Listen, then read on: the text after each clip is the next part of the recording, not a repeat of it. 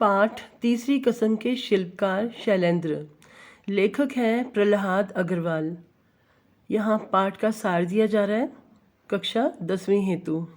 तो आइए जाने तीसरी कसम के शिल्पकार शैलेंद्र में लेखक ने शैलेंद्र के बारे में क्या बताया। कवि शैलेंद्र फिल्म जगत में गीतकार के रूप में कई दशकों तक छाए रहे। उन्होंने फणीश्वर नाथ रेणु की सर्वोच्च कृति तीसरी कसम उर्फ मारे गए गुलफाम को सिनेमा पर्दे पर उसकी बारीकियों के साथ प्रस्तुत किया, जो हिंदी जगत में अद्वितीय बन गई। इस फिल्म में राज कपूर, वहीदा रहमान व संगीतकार के रूप में शंकर जयकिशन शामिल थे। राज कपूर ने अपने अभिनय द्वारा समीक्षकों को हैरान कर दिया। हीरामन के चरित्र को उन्होंने अत्यंत मार्मिकता व मासूमियत के साथ प्रस्तुत किया, जिस पर राज कपूर हावी नहीं होता। तीसरी कसम अपने समय की वह फिल्म है जिसने अनेक फिल्म पुरस्कार प्राप्त किए। शैलेंद्र ने तीसरी कसम में अपनी प्रभाव प्रवणता का सर्वश्रेष्ठ तथ्य प्रदान किया, जो दर्शकों को त्रासद स्थितियों में भी जीवन जीने की प्रेरणा देता है। राज कपूर की सफलता और आत्मविश्वास तीसरी कसम में झलकती है। जब राज कपूर की फिल्म संगम को सफलता मिली तो वे इससे बहुत उत्साहित थे, बड़े खुश थे। इस अवसर पर उन्होंने एक साथ 4 फिल्मों के निर्माण की घोषणा की और वो फिल्में थीं मेरा नाम जोकर, अजंता, मैं और मेरा दोस्त तथा सत्यम शिवम सुंदरम। उस समय राज कपूर ने ये सोचा भी नहीं होगा कि उन्हें मेरा नाम जोकर के एक भाग को मतलब एक हिस्से को बनाने में 6 वर्ष लग जाएंगे।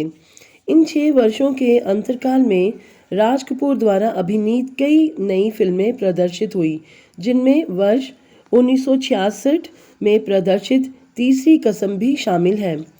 इस फिल्म का निर्माण प्रसिद्ध कवि शैलेंद्र ने किया था। राज कपूर ने इस फिल्म में अपने जीवन का सर्वश्रेष्ठ अभिनय किया था। तीसरी कसम एक फिल्म मात्र न होकर सेल्यूलाइट पर लिखी एक कविता थी, जो शैलेंद्र के जीवन की पहली और अंतिम फिल्म थी। इसे राष्ट्रपति स्वर्ण पदक प्राप्त हुआ। इसके पश्चात इसे बंगाल फिल्म जर्नलिस्ट एसोसिएशन का सर्वश्रेष्ठ फिल्म का पुरस्कार मिला। यही नहीं, इसे मास्को फिल्म फेस्टिवल में भी पुरस्कार मिला। इस फिल्म की कहानी गहरी संवेदनशीलता को पूरी शिद्दत के साथ मतलब पूरी लगन के साथ प्रस्तुत करने में सक्षम थी। शैलेंद्र ने अपने प्रिय मित्र राज कपूर की भावनाओं को शब्द दिए थे और राज कपूर ने इस फिल्म में उत्कृष्ट अभिनय किया था। मीन्स कि बहुत ही अच्छा, अपने समय का सर्वोत्कृष्ट मतलब सबसे बढ़िया, सबसे अच्छा, बेस्ट अभिनय किया था राज कपूर ने इस फिल्म में।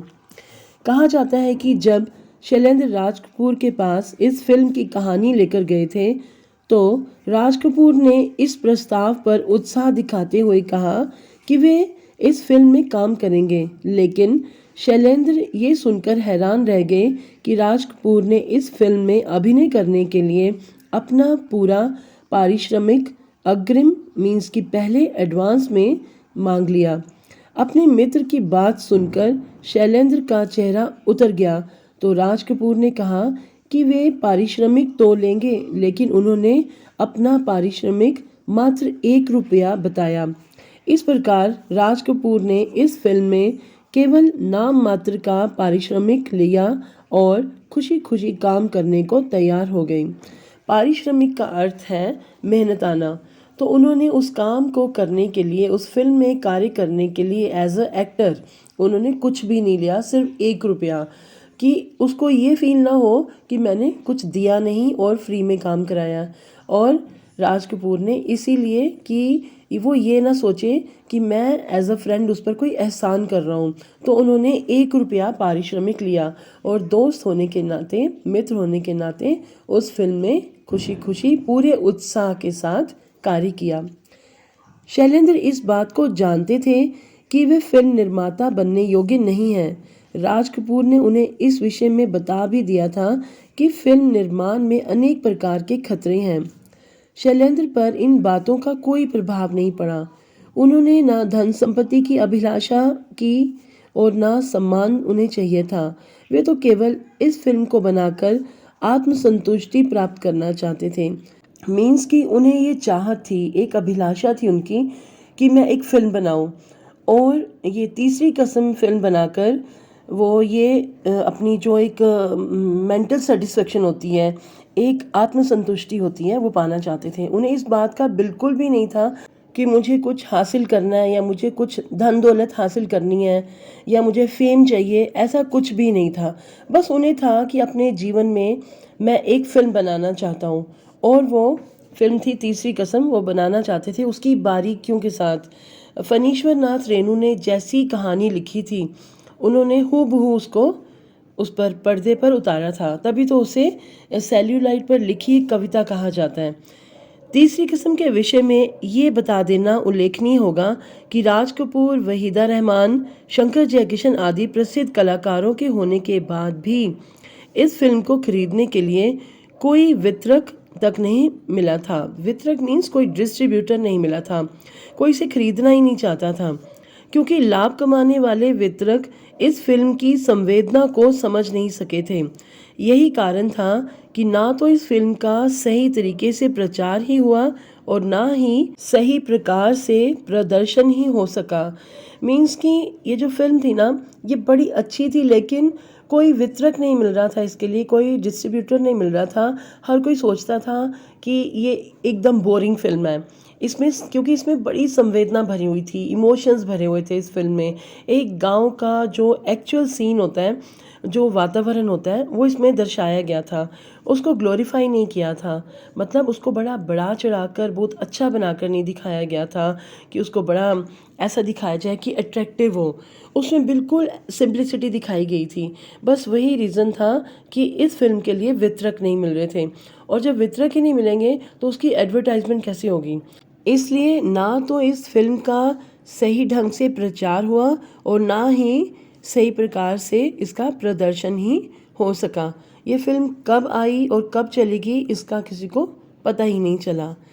शैलेंद्र को एक ऐसे व्यक्ति के रूप में जाना जाता है जो 20 साल से फिल्म इंडस्ट्री में होने और वहाँ के काम के तौर तरीके जानने के बाद भी अपनी इंसानियत को बचाकर रख सके थे। उनके द्वारा लिखे गए एक गीत की एक पंक्ति में मौजूद दसों दिशाओं शब्द पर संगीतकार जयकिशन ने आपत्ति प्रकट की कि लोग 4 दिशाएं समझ सकते हैं, 10 दिशाएं नहीं। शैलेंद्र ने जयकिशन की बात नहीं मानी।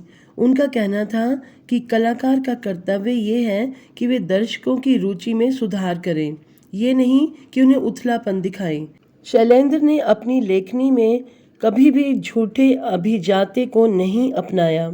उनके गीत भावनामय होने के साथ साथ सरल होते थे, जो आसानी से लोगों की जुबान पर चढ़ जाते थे। यही कारण है कि वह मेरा जूता है जापानी जैसा लोकप्रिय और सुरीला गीत लिख सके, जो वर्षों तक लोगों की जुबान पर चढ़ा रहा। तीसरी कसम फिल्म उन फिल्मों में से एक है जिन्होंने साहित्य के साथ पूरा न्याय किया। शैलेंद्र ने इस फिल्म में गाड़ीवान हीरामन पर राज कपूर को हावी नहीं होने दिया, अपितु राज कपूर ही हीरामन बन गए। मतलब उस समय के जो सुपरस्टार थे राज कपूर, उन्होंने बिल्कुल एक देहाती और गांव के सीधे साधे आदमी का रोल किया।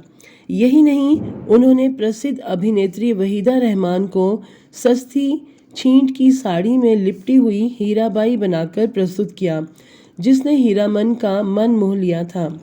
भारतीय फिल्मों की सबसे बड़ी कमजोरी होती है उनमें लोक तत्व का अभाव।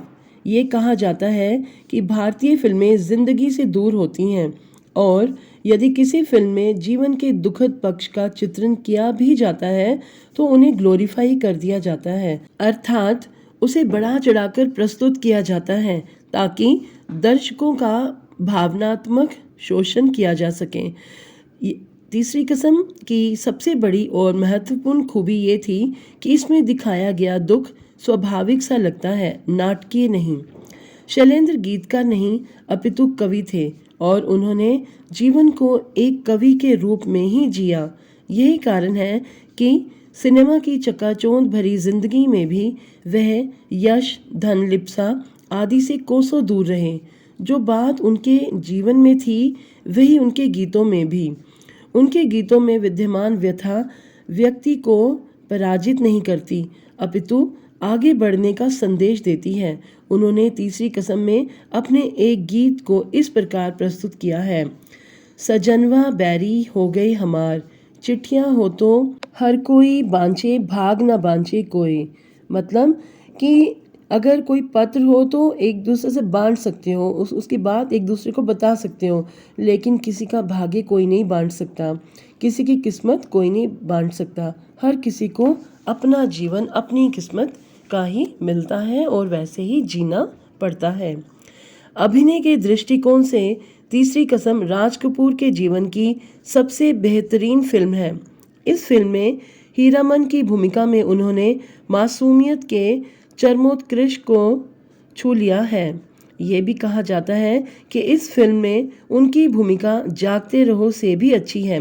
ऐसा लगता है जैसे राज कपूर तीसरी कसम के हीरामन के साथ एकाकार हो गए हैं, मतलब उसी का रूप हो गए हैं।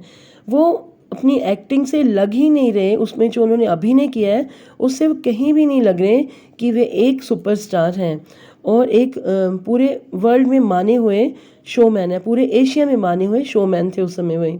हीरामन का जो उन्होंने अभिनय उस फिल्म में किया, जो एक खालिस देहाती गाड़ीवान है और केवल दिल की जुबान समझता है, दिमाग की नहीं। उसके लिए मोहब्बत के सिवा किसी दूसरी चीज़ का कोई अर्थ नहीं है। उस समय तक राज कपूर एशिया के सबसे बड़े शोमैन के रूप में स्थापित हो चुके थे और उनका अपना व्यक्तित्व एक कहावत बन चुका था। लेकिन तीसरी कसम में वे महिमा में व्यक्तित्व पूरी तरह हीरामन की आत्मा में उतर गया है।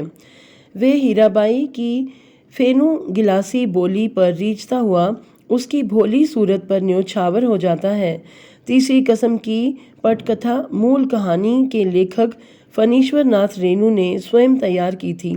यही कारण है कि कहानी का रेशा रेशा, उसकी छोटी से छोटी बारीकी भी फिल्म में पूरी तरह से उतर आई है।